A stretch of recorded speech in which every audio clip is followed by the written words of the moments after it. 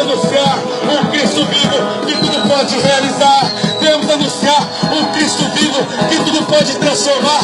Eu não sei a tua condição, eu não sei como você está, mas o Cristo ao qual eu sirvo e sigo, Ele pode mudar a tua realidade, Ele pode mudar a tua casa, Ele pode mudar o teu viver. Nesta manhã viemos dizer que você tem jeito. Nessa manhã viemos dizer que Jesus te ama. Nessa manhã viemos dizer que todos podem ter te esquecido, mas Ele jamais te esqueceu.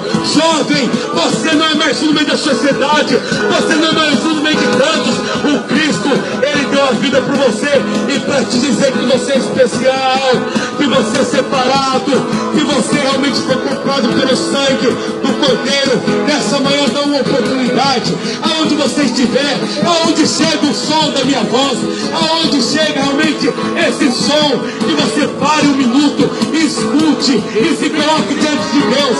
Pare um minuto, coloque a tua vida nas mãos de Deus. Pare um minuto e coloque a tua situação nas mãos de Deus, e você vai ver Ele realizar, e você vai ver Ele fazer, e você vai ver Ele transformar, e você vai ver Ele transformar a tua realidade, e você vai ver Ele operar milagres na tua vida. Não viemos pregar sobre prosperidade, viemos